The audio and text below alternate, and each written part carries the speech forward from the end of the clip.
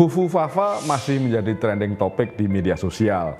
Warganet seperti tidak mengenal lelah membahas akun yang disebut-sebut sebagai milik Gibran Raka Buming Raka di platform komunitas Kaskus. Bahkan sampai ada warganet yang melakukan doxing alias membocorkan dan membagikan data pribadi Gibran dan menyebarkannya di media sosial. Sesuatu yang jelas-jelas ini satu tindakan yang melanggar hukum ya. Nah, akan tetapi di antara akun-akun yang heboh membahas fufu-fafa di media sosial itu, teman-teman perhatikan tidak? Apakah masih ada warganet yang justru tidak mengetahui sama sekali apa itu fufu-fafa?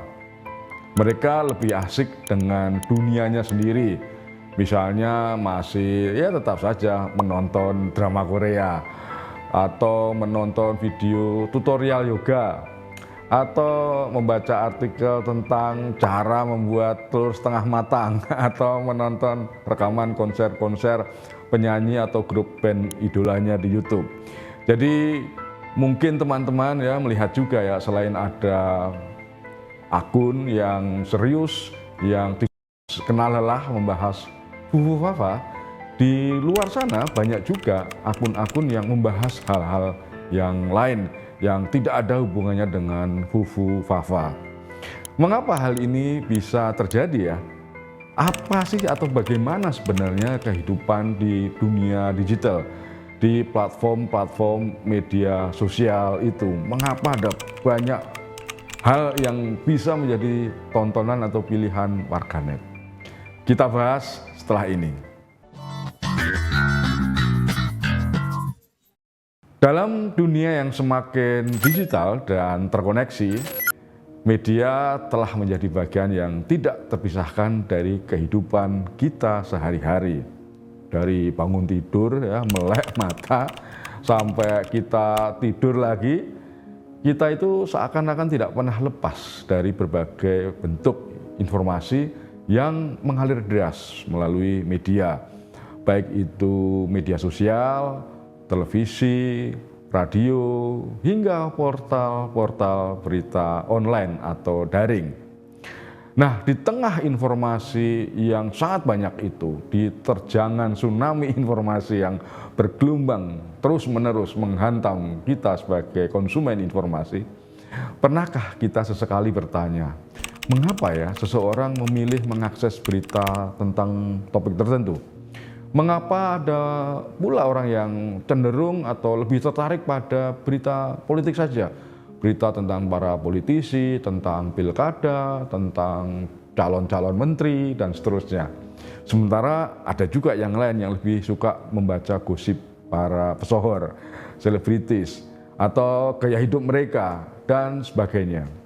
Mengapa pula nih ada orang yang begitu getol mengikuti perkembangan semua kabar terbaru tentang fufu-fafa, sementara ada banyak orang lain yang bahkan mungkin belum pernah mendengar fufu-fafa. Mereka mungkin justru lebih tertarik ya mencari info tentang Rastafari misalnya. Nah, ini kan jadi sesuatu yang menarik ya. Jadi begini teman-teman, dalam dunia komunikasi atau ilmu komunikasi ada yang namanya teori usage and gratification. Apa ini ya? Apakah teori usage and gratification ini? Dari mana asalnya? Siapa yang pertama kali menciptakannya atau memperkenalkannya? Jadi begini, dulu pada masa-masa awal perkembangan ilmu dan teori komunikasi, masyarakat ya, kita ini dipandang sebagai satu kelompok yang pasif ketika mengakses berita atau informasi dari media. Kita ini dianggap sebagai orang yang menerima, pokoknya semua yang datang kita terimalah ya. Semua bentuk pesan media itu, semua konten-konten itu tanpa kita bisa memilih. Jadi diibaratkan masyarakat kita ini ya, seperti spons yang menyerap apapun yang diberikan oleh media. Ya, teori-teori komunikasi awal seperti teori jarum hipodermik. Nah, ini kalau anak komunikasi pasti tahu nih, jarum hipodermik gitu ya. Ini mengasumsikan bahwa media itu mempunyai kekuatan yang besar untuk memengaruhi audiens. publik masyarakat tanpa penolakan apapun. Nah, rupanya pada pertengahan tahun antara tahun 40-an sampai 50 gitu ya, ada seorang sosiolog bernama Elihu Katz. Si Katz ini memperkenalkan pendekatan baru yang mengubah paradigma bahwa konsumen media itu pasif, bahwa masyarakat publik kita itu hanya menerima apa semua dari media gitu. Nah, Katz bersama koleganya yaitu J. Blumer dan Michael Guretzwitz gitu ya, memperkenalkan teori usage and gratification yang menyatakan bahwa sesungguhnya audiens publik masyarakat seperti kita ini bukanlah penerima konten yang pasif.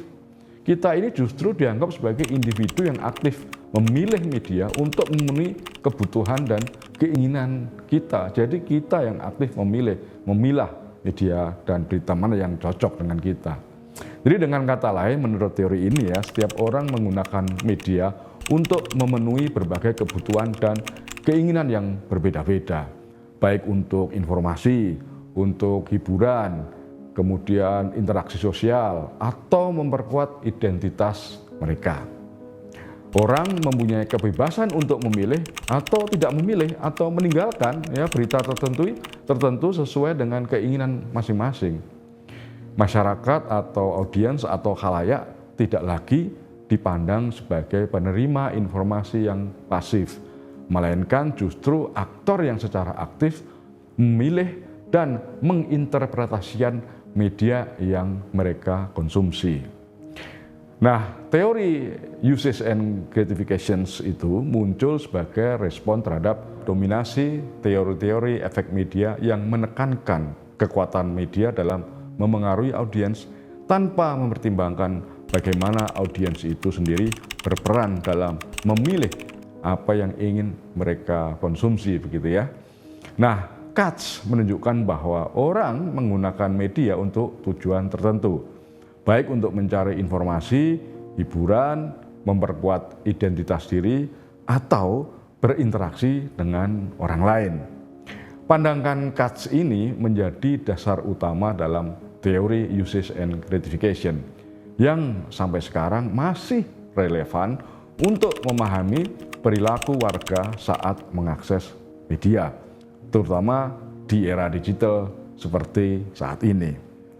Menurut teori Katz itu, ada beberapa kebutuhan utama yang mendorong seseorang atau setiap individu menggunakan media. Apa saja? Yang pertama, dari dorongan untuk mendapatkan atau kebutuhan informasi. Banyak orang mengakses media untuk mencari pengetahuan baru, mengaktualkan informasi tentang isu-isu terbaru, atau belajar tentang hal-hal yang baru. Nah, kemudian juga ada persoalan kebutuhan identitas pribadi. Jadi media itu membantu orang memperkuat atau bahkan membentuk identitas mereka. Misalnya, seseorang yang mengikuti berita tentang isu hak asasi manusia mungkin melakukan pencarian berita tentang semua hal mengenai hak asasi manusia karena mereka merasa isu itu adalah bagian yang terpenting dari identitas moral mereka. Lalu ada kebutuhan untuk berinteraksi sosial. Jadi orang menggunakan media itu untuk merasa terhubung dengan orang lain. Jadi orang mungkin menonton acara-acara yang populer supaya bisa ikut nimbrung kalau ada obrolan dengan teman atau tetangga atau kolega di kantor gitu ya. Mosok kalau salah satu sedang membicarakan tentang konsernya Bruno Mars gitu ya, atau drama Korea tertentu, tidak bisa ngobrol. Jadi mereka terpaksa harus mengakses media supaya bisa ngobrol dengan circle-nya. Kemudian ada kebutuhan untuk mendapatkan hiburan. Jadi tidak bisa dimungkiri banyak orang menggunakan media itu untuk menghibur dirinya sendiri tentu saja, ya, untuk menghilangkan stres mungkin, yaitu dengan menonton film, nonton serial televisi, atau mengikuti akun-akun lucu atau inspiratif di media sosial. Nah, di Indonesia teori ini tetap relevan, bahkan sangat relevan, terutama di era digital yang terus berkembang pesat. Kita tahu Indonesia memiliki salah satu populasi pengguna media sosial terbesar di dunia. Setiap hari jutaan orang Indonesia aktif di platform seperti Instagram, YouTube, TikTok, atau X. Nah, dalam konteks inilah teori usage and gratification memberikan pemahaman yang sangat baik tentang bagaimana dan mengapa orang Indonesia menggunakan berbagai macam media itu. Ya, ada yang suka di Instagram, ada yang suka mengakses Facebook, ada yang suka mengakses TikTok. Nah, jika dihubungkan dengan situasi politik di Indonesia yang sekarang ini lagi panas-panasnya ya menjelang pilkada serentak, teori ini menjadi sesuatu yang sangat relevan. Kenapa? Karena pada masa kampanye, misalnya ini ya, banyak orang secara aktif mencari informasi politik dari media yang mereka percayai. Ada yang memilih portal berita arus utama, sementara yang lain lebih memilih sumber-sumber alternatif, ya terutama di kalangan Gen Z ya. Mereka lebih suka mengakses TikTok atau omon-omon para podcaster politik di YouTube. Ya, beda-beda orang, beda media gitu. Nah, semua pilihan itu didorong oleh kebutuhan spesifik setiap individu untuk mendapatkan informasi yang mendukung keyakinan politik mereka atau membantu mereka membentuk opini gitu. Nah, di saat yang sama kita akhirnya melihat fenomena yang disebut confirmation bias. Jadi di mana orang cenderung hanya mencari informasi yang mendukung pandangan mereka sendiri dan menghindari berita ya, atau konten yang tidak sesuai dengan keyakinan mereka. Ada contoh nggak? Oh banyak contohnya. Ya sebagai contoh misalnya ada pendukung salah satu calon pemimpin daerah, entah gubernur, bupati, wali kota gitu ya. Mungkin lebih suka membaca berita yang memuji-muji kandidat jagoan mereka dan menghindari media yang memuat atau mengkritik dari akun-akun lawannya gitu. Nah, bias konfirmasi membuat polarisasi politik semakin dalam karena setiap orang hanya terpapar informasi yang memperkuat pandangan mereka sendiri. Mereka tidak mau ya, melihat atau membaca informasi dari lawannya. Nah, penggunaan media sosial sebagai alat interaksi sosial yang intensif tidak bisa diabaikan. Ya, kita ingat di tengah pandemi COVID-19 waktu itu ya, banyak orang menggunakan platform digital untuk tetap merasa terhubung dengan orang lain, baik melalui grup obrolan, video call gitu ya, atau mengikuti akun-akun yang menghibur, yang lucu, yang memberikan pelepas stres gitu ya. Nah, media dalam hal ini bukan hanya sarana informasi, tapi juga menjadi ruang sosial dan tempat untuk melarikan diri dari kenyataan yang seringkali berat dan belakangan ini sepertinya makin berat ya. Nah, apa dampak teori usage and gratification untuk industri media? Ini juga menarik untuk kita lihat. Jadi teori usage and gratification ini penting bagi industri media, terutama di Indonesia. Apa pentingnya? Dengan mengetahui kebutuhan dan motivasi publik, audiens atau khalayak, media bisa menyusun strategi yang lebih tepat sasaran. Misalnya nih ya, ada media online yang dapat menghasilkan konten yang lebih personal, ya, yang memenuhi kebutuhan informasi, hiburan, atau interaksi sosial pengguna mereka. Nah, media yang mampu menyesuaikan diri dengan kebutuhan audiensnya, yang mampu menangkap apa sih yang disukai orang, apa yang tidak disukai gitu ya, akan cenderung lebih sukses dalam menarik perhatian dan loyalitas masyarakat. Ya, jadi lebih baik kalau media itu mampu mengenali kebutuhan audiens yang berbeda-beda. Nah, fenomena seperti ini kan juga terlihat di dunia periklanan ya. Banyak perusahaan iklan yang sekarang itu menggunakan analisis media untuk memahami audiens mereka dengan lebih baik, sehingga mereka bisa menargetkan iklan yang relevan dengan kebutuhan dan preferensi setiap individu. Nah, ini penting nih ya, menargetkan iklan itu zaman sekarang itu bisa dibantu dengan analisis media.